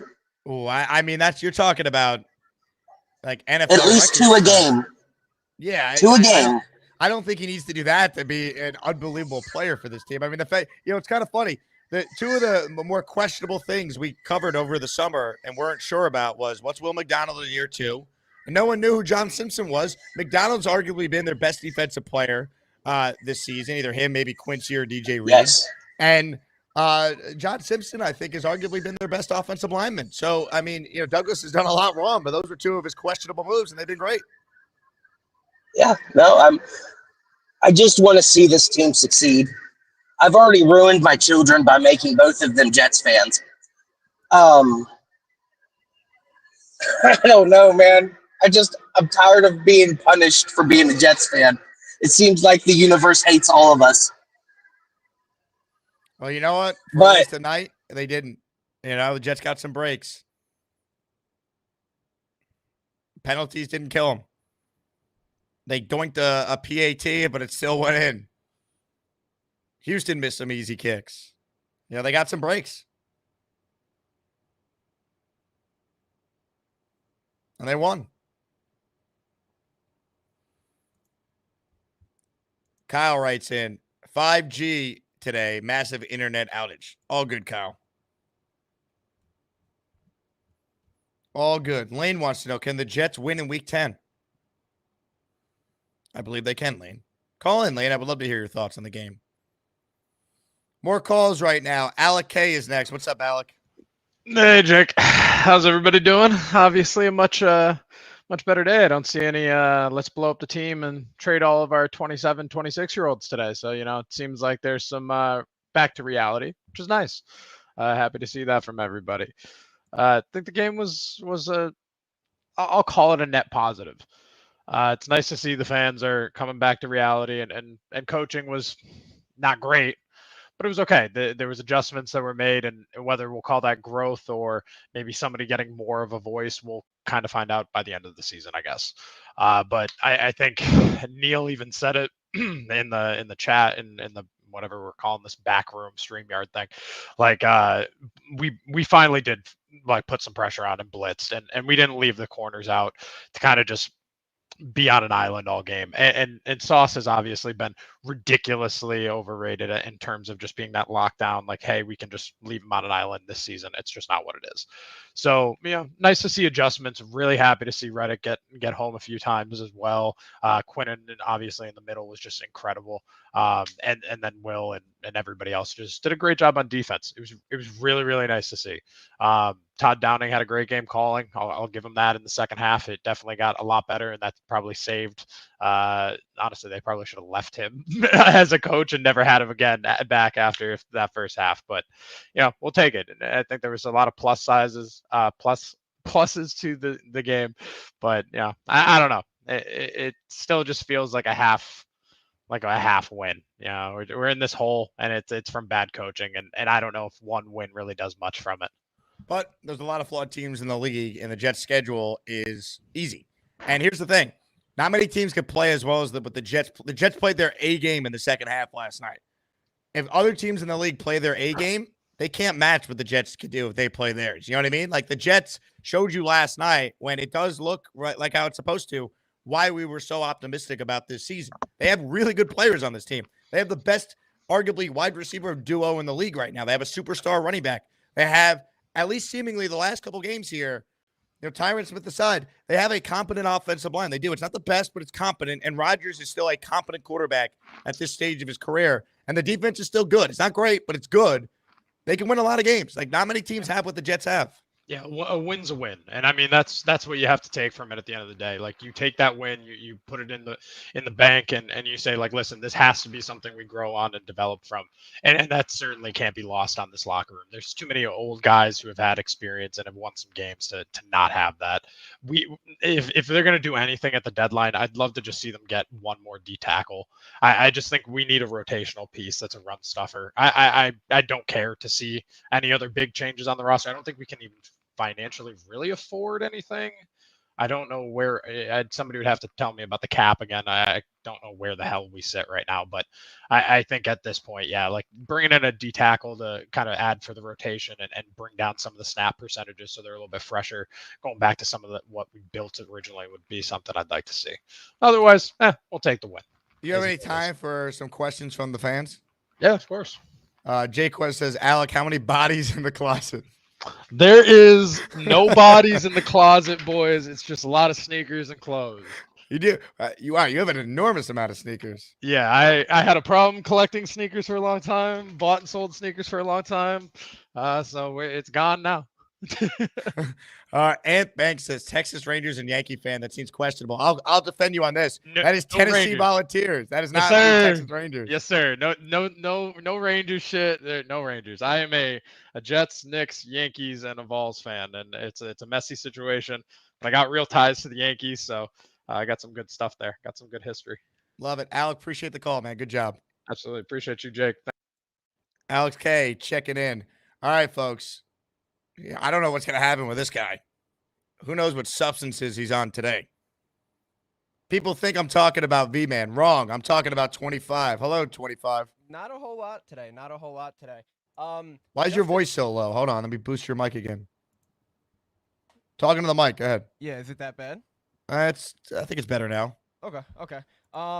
Just a question for Alec. Why does Hand stay in the pocket that whole time when he went back? Is he playing pocket pool over there? Anyways, I think it's all mental with these guys. I refuse to believe that these guys forgot how to play football or that they're not talented, because the talent is there. It's always been there. Like for Sauce's example, I don't think he forgot how to play football. We know what he is. I think, like, is it an ego thing maybe? He had the best first 2 years of any cornerback in history. Maybe it's an ego thing. I think he's worried about streaming on Twitch with Travis Hunter. So I just think that it's more a mental thing. And then lastly, why not us? Why not? We talk about same old Jets, typical Jets fashion. You know what would be the most Jets thing to do? Run the table, win out, make the playoffs, and get our second Super Bowl this year. After the start of this dumpster fire season, that would be the most Jets thing to do. It'd be the greatest run to a Super Bowl of all time if they go from 2-6 to winning it all. I hope it happens. I don't see it happening. I hope you're right. It would be the most Jets thing to happen. That's how it ends with this type of season. But yeah, that's it, brother. Also, Neal, great form. Respect it. See, that was funny. The first joke bombed. That one wasn't bad, though. Ladies and gentlemen, I've been dying to hear this guy's thoughts on the game last night. JJ is next. Hello, JJ. Oh, great. Oh, boy. Thank you, JJ. Oh, boy!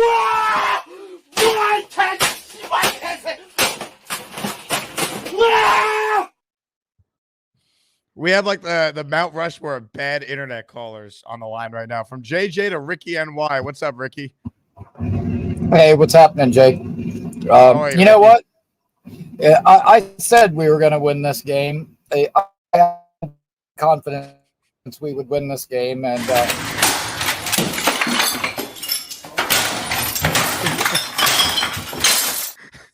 you can't make it up. You can't make it up.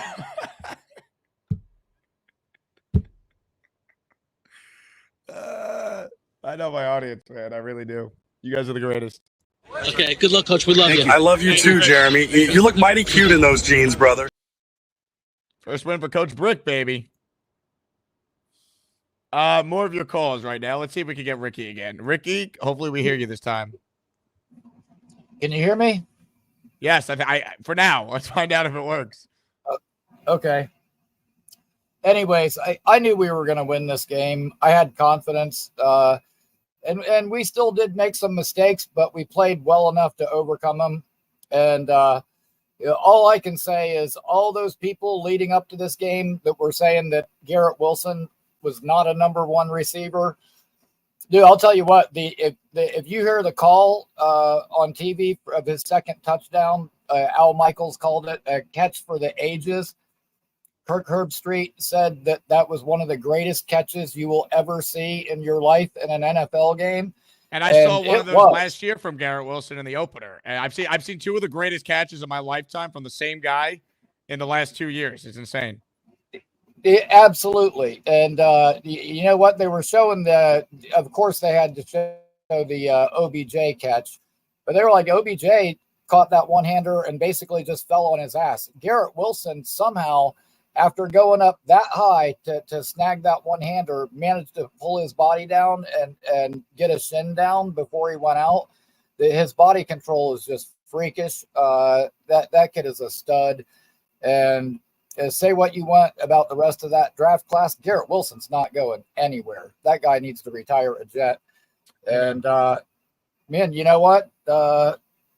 We finally got the win that we deserved. And if they can play like that every week and keep cutting down on some of those mistakes, we could seriously go on a run. It's not going to be the year we hoped for, but hopefully the rest of the way it'll be the year that we deserve. And for once, somebody missing field goals didn't kill us; it killed the other team. So that was nice to see as well.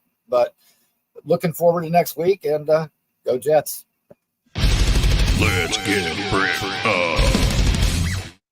All right, we got through Ricky's call. Is that a good sign to get through a JJ call? JJ, you're next. Go ahead. What's going on? I got a couple points I want to get to, so I'll just rapid fire here. But, Will McDonald showing up and playing like a stud is really more an indictment on the Jets coaching staff than anything else, because I keep saying this, right? If they didn't do all this rotation stuff and they would have gave him more reps and allowed him to get on the field, I mean, he would have got into a groove a lot earlier and we would have known what we had in him a lot earlier. I don't think that he just all of a sudden figured out how to play football. I think they probably knew he had this in him, but he's always been getting limited reps. And now that he's able to just be in the game and get some momentum and learn the offensive lineman that he's going against, like the more reps you have against a guy, you can figure out their tendencies and start to see, okay, this works, that works. So the more that these defensive linemen are on the field, the better that they play. So I hate that whole rotation stuff. I know we've been doing it and that's the system, but I mean, it got to stop. Just have these guys on the field and let them play football. The more they play football, the better.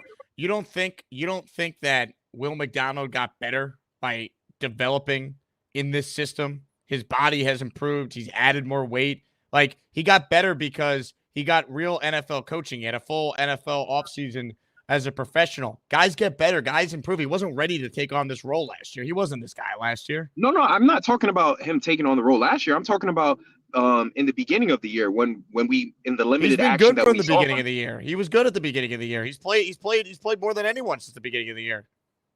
No.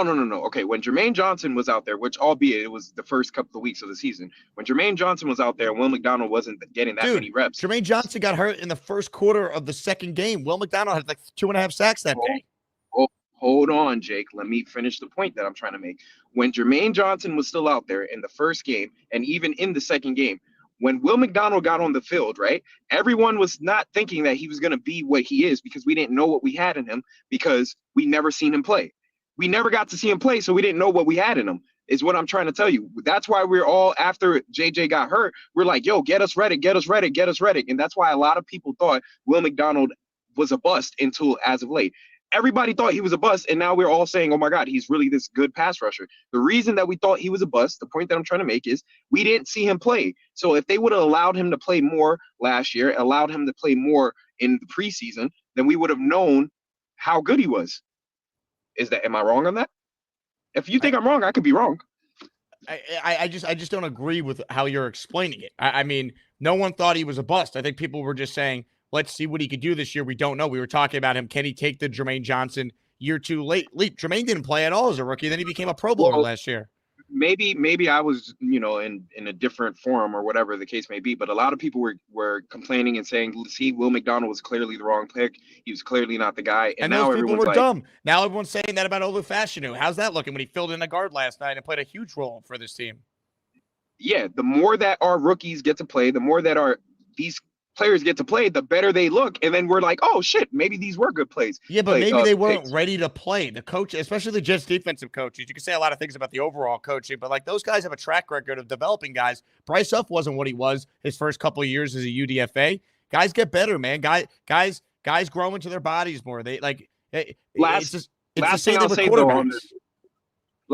on this though, the more Bryce Huff was on the field, the better production he was giving us. So that's all I'm saying. The more that these guys are on the field, the better they look. So it would behoove, is that the word, behoove the coaching staff to play these guys more. With that being said, Malachi Corley, I'm not going to kill him for that play. It was a dumb play, but we won the game, so all is forgiven. Yeah, but that's why he's getting a pass today. If the Jets lost that game, that would be the biggest story in the world right now for the Jets. Yeah, but at the same time, Michael Clements not, holding outside contain is definitely one of the reasons that we lost against Buffalo, and he gets to stay on the field every single, he's constantly on the field. Though. So that's different. That's like that's a mental mistake that's not even close to the level of a wide receiver who's never scored in the NFL dropping the football before he definitely 100% secured a touch. They teach you in Pop Warner. You cross the plane and then you celebrate like that. It's not even, I get what you're saying, but like the level of mistake from what Clemens did against Josh Allen versus what Corley did last night, that's like apples to oranges in my mind. I think both are egregious mistakes. But I think one, the game is on the line and it sealed our fate. And the other one was early enough for us to bounce back. Michael Clemens has been in the league, and albeit that's a stupid mistake. You can't do that. I'm not defending Malachi Corley at all. I actually think I coach football. I coach middle schoolers. And that's one of the things I'm like, I don't understand why you guys can't just score before you celebrate. Get in the end zone, run 3 feet, run out the back of the end zone before you let go of that ball to secure it. So I completely agree. But all I'm saying is we've seen guys on this team make mistakes after mistakes after mistakes and not be held accountable and still get to be in on the field. And then we've also seen other guys make one mistake and then get put in the doghouse and never get taken out. And I don't want to see that with Malachi Corley. I want him to be able to get more reps and get on the field, especially now that Allen Lazard is on IR. I mean, there's no reason for us to see Xavier Gipson. Xavier Gipson is not good. He's not a good football player overall. And I think with that one play alone, it gives a lot to be desired with Malachi Corley. So I want to see him. But to answer your question about how I felt about last night's game, I said in the chat to Alan, I said, hey, Alan, just so you know, our run starts tonight. And I'm pumped up. I never lost hope in this team. Do I think Aaron Rodgers is washed? Yeah, I think he's an old guy. That the first half showed that, but he still has enough juice in the tank that if he can just get the ball in the vicinity of our playmakers, for example, Garrett Wilson, if he can just get the ball in his vicinity, they can make a play. Just give him a chance. And I think the biggest thing, the biggest difference between the first half and the second half is Aaron Rodgers was just getting the ball out. He wasn't sitting in the pocket, taking sacks, waiting for plays to develop. He was just getting the ball out quick. So just get the ball to our playmakers and let them make somebody miss. Let them make miraculous catches, because that's what we have on the team. We have a lot of playmakers. And this momentum that we have coming off this game can catapult us into 5-6 by the bye. And that's all we need to have a fighting chance. I think the easier part of our schedule is coming up.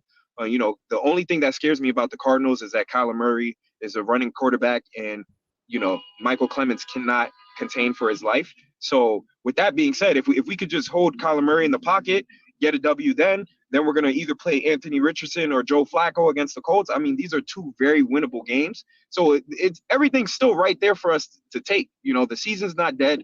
I was saying, I don't understand why you guys want to do a fire sale. All we have to do is go in there, one game mentality, win one game at a time, and see where we lay. And if you look against the rest of the AFC, it's not like there's these great world beaters in the AFC. So we can sneak into the wild card even as a 9-8 team. So I don't understand why, me as the negative caller has more faith and hope in this team than the rest of you guys, because I'm not done yet. Like, I didn't need last night to convince me. I was already convinced if we could just get one, we can hit the ground running. So I'm ready, man. How were the 2 tickets I sent you? Worked out? So I actually didn't sit in those seats because I obviously have my own seats, but we had so many more people who wanted to come last minute, and I didn't want to buy extra seats. But let me tell you, I thought you guys were going to be in that section. So I walked over there to say hi, and then no one was there, but those seats were amazing. If I would have walked over earlier, I probably would have ditched my friends and just sat there, because they were really good. And then I was watching the show. I tried to, even though I think your takes normally stink, I tried to do right by you. Yeah. So, but I sit in section 228, which is 2 sections away from the seats that you sent me. So I walked over there because I was like, oh, let me go say hi to Jake and, thank him for the extra tickets. And then it turns out you guys were like in 129. And I was like, that's all the way on the other side. I'm not walking over there. But yeah, if I would have known Jay, far away from you, I didn't want your negative takes to rub off on the section. See, listen, I'm and you can ask, I forget his name, the kid that I brought to the game the other day. I'm the most positive Jets fan when I'm in the games, when I'm at the stadium, when I'm cheering for my team. I'm up, I'm about, I was happy that, we got Fireman Ed and the defensive chance back and the JETS thing. The funniest thing was when they played We Will Rock You, it was the first time it ever got like a somewhat positive response from the crowd. I think we got it after they missed the kick, and then they started playing We Will Rock You, and everybody actually was singing along, because for the most part that song plays and everyone's just like what the fuck is this? But with that being said, it was a great atmosphere, even though there wasn't that many Jets fans there, and traffic wasn't as bad for me to get home. So thank you to all you guys who decided to give up on our team, because you made traffic not as bad. But like I said, I'm pumped, man. Like, I'm ready to go. I'm not giving up faith until we're officially eliminated, because the AFC sucks right now, and the teams that are ahead of us are 3-6, 4-4. So we get on a little run here. I mean, a lot can happen, Jake. A lot can happen. Baby. If I would have known Dre was there, though, I definitely would have made the journey over there to go say what up to Dre. JJ, great call from you. Not only was Dre there, he was directly behind me.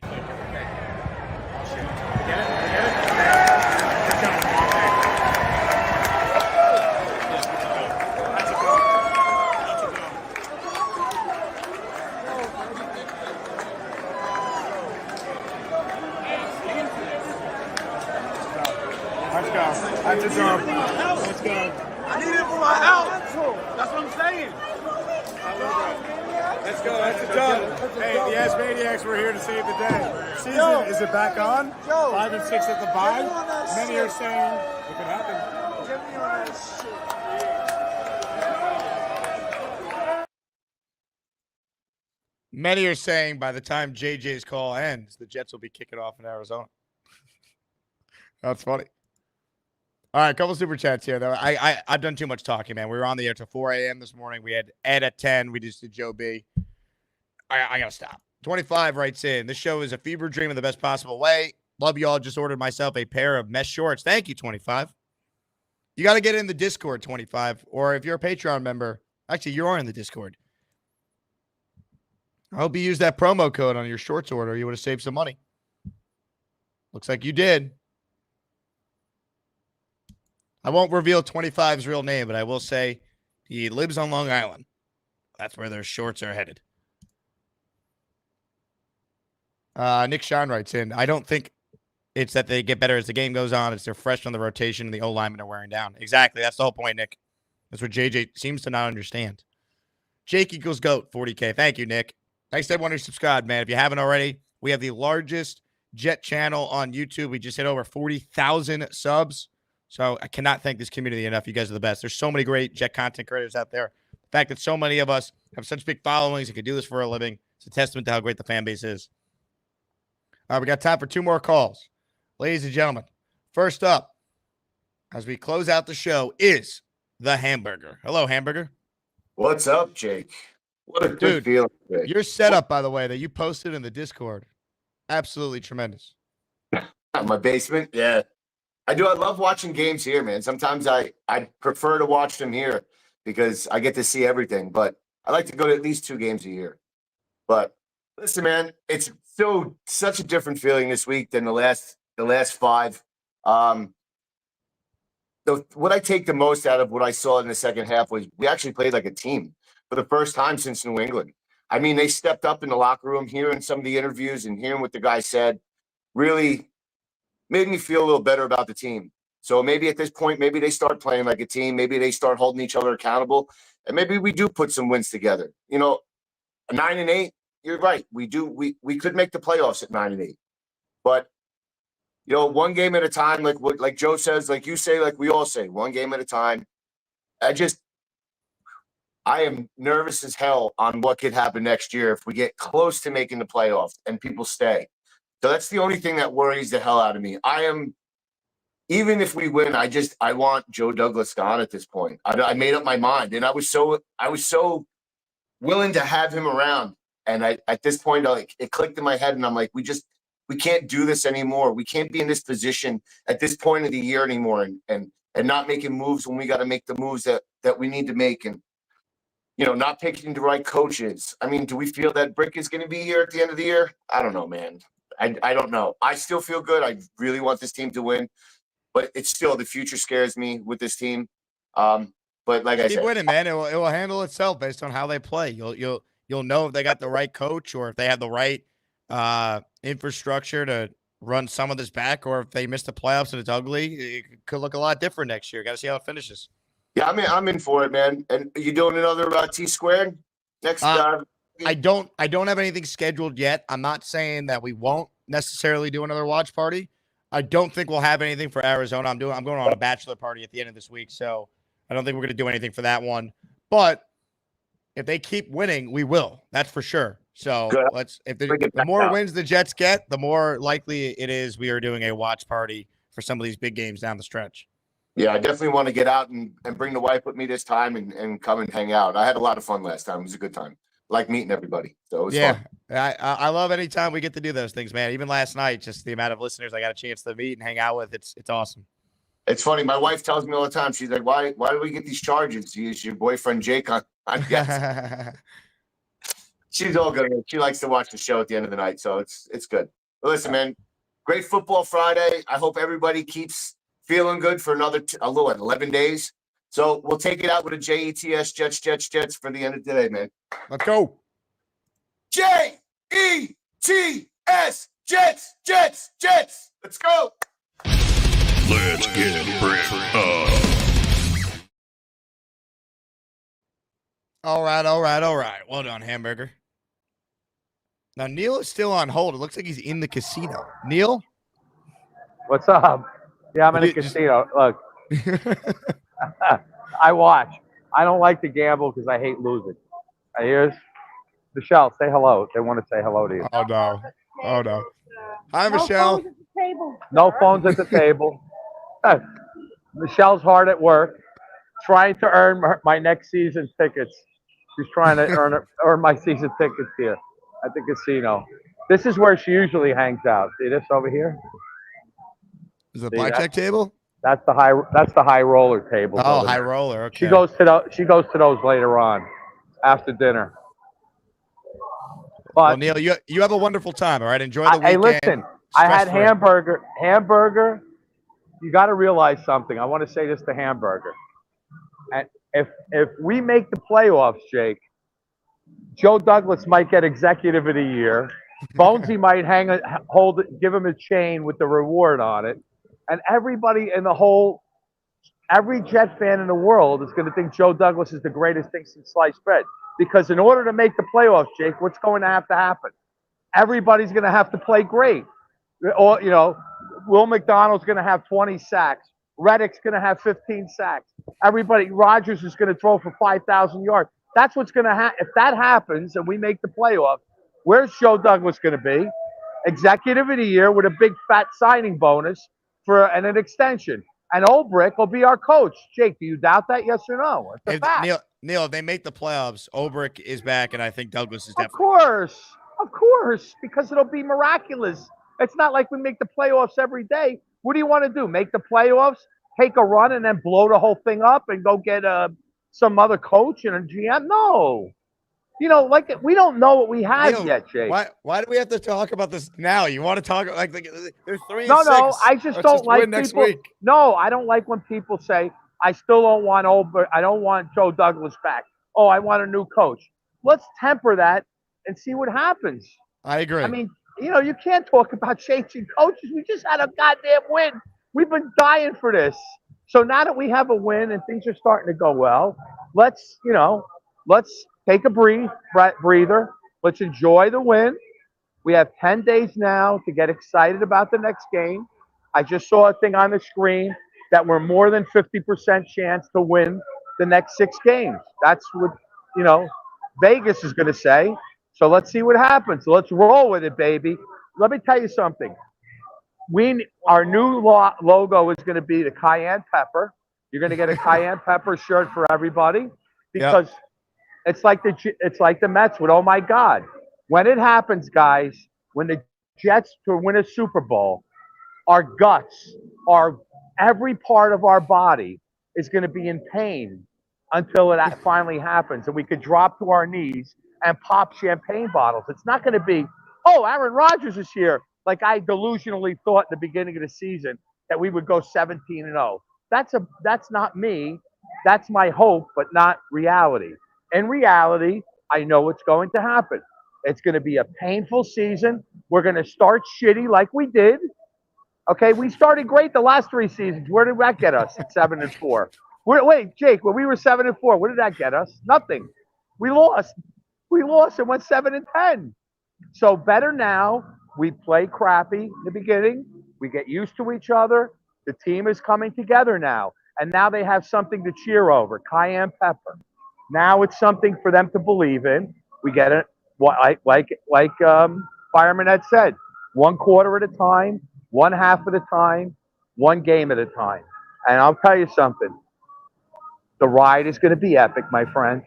Back to the tables again for some more losses. No, I'm only kidding. I don't gamble. Neal, and that's it. Neal, I love you. All the love. These goddamn exploding cigars. I gotta go, Jake. I'll call back later. Shit. All right. I think we're an hour 20 of broadcasting today. I got time for one more call, and then I'm done. Ladies and gentlemen, it's time. It's time for another V-Man call. Hopefully he's not on the toilet. Hey, Jake, what's up? V-Man. And you took so long, you missed out on my grandfather. We just took him in. Neal had a lot of points to make, V-Man. Yeah, I know. It's all right. Not a big deal. But I just, got some rest.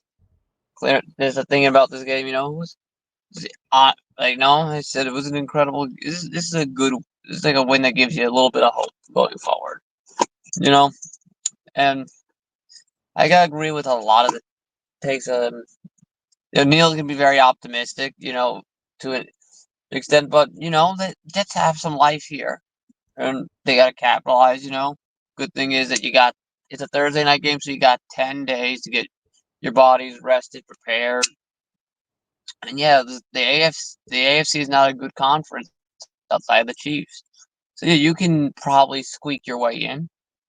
The Jets play their cards right. They play smart football. I mean, maybe this win will give them some confidence, going forward. Maybe they can, now they have 10 days, they can try to clean up some of these mistakes. Because that's the important thing is, look, they won this game, but there were too many mistakes in this game, and yeah, they have talent to overcome that, but you want to be a lot better than that and not have to make these mistakes.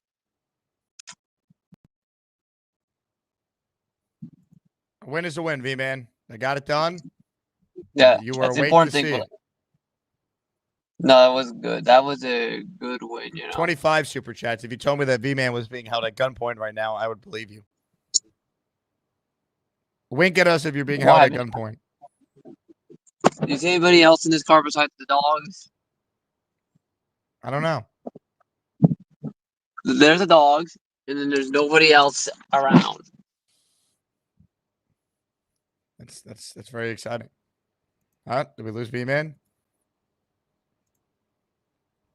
V-Man. V-Man. Oh, boy! Boy, I can't say.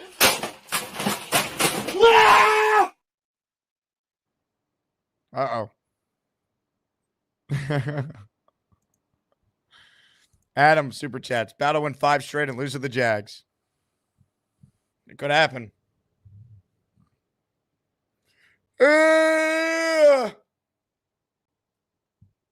What a day, man. I'm on like 3 hours of sleep. So good to meet everyone last night and at the tailgate. Thanks again to Gotham City crew for hosting us. Shout out to Lou for tonguing his significant other on the Jumbotron during the kiss cam last night. That was incredible. So that was I'm like, is that Lou? Shout out to Gotham City crew. Lou, Claudio, you guys are awesome. Yeah, wow. Thanks to Joe. Thanks to Fireman Ed. I mean, what a way to celebrate 40K, huh? Jets pick up one of the more epic wins we've had in a while. They look dead on Halloween in the first half. And we celebrate with Fireman Ed and Joby on the same day. Thank you all for your support. 25, I definitely can't pronounce your last name, so you're right about that. Anyway, love you all. Thanks again, everyone, for coming out yesterday. If I met you in person, all the subscribers I met just walking around the parking lot or the concourse. It's always humbling to get recognized and for people to talk about the show and talk about their favorite characters and ask me where Bobby is or V-Man or Lane or Neal or Bonesy and all the great guys. Enjoy the weekend, everybody. We might not have a show tomorrow. I might squeeze one in before this wedding that I have tomorrow night in Boca Raton, Florida, or Boca Raton, as my good friend would mispronounce it. Anyway, thank you all. I'm on ESPN Radio, ESPN New York this Sunday from 4 to 8. Definitely will be talking Jets then, so you can check me out on 8:80 a.m. after the Ranger-Islander game is off the air on our station. Stay tuned for more content. Let's go, baby. Victory Friday. Stress-free week. The best part about winning Thursday is you get a week of just watching football stress-free. A weekend stress-free. Love it. Thank you all again. JETS, Jets. And since this was such a heavy Neal show, right? I feel like it's only fitting that we end today's epic program with a little ode to one of the all-time great hip thrusters. Have a good night, everybody.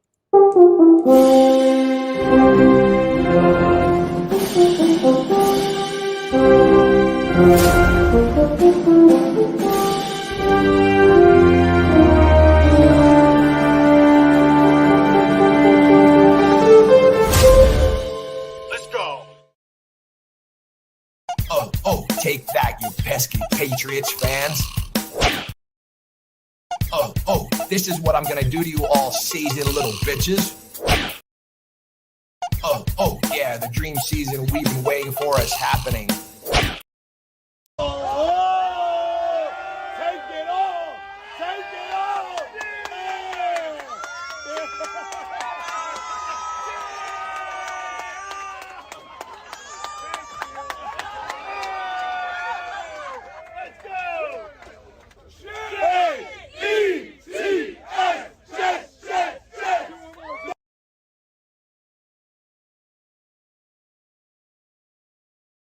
Disgusting franchise that masquerades themselves as an NFL football team. I hate this team.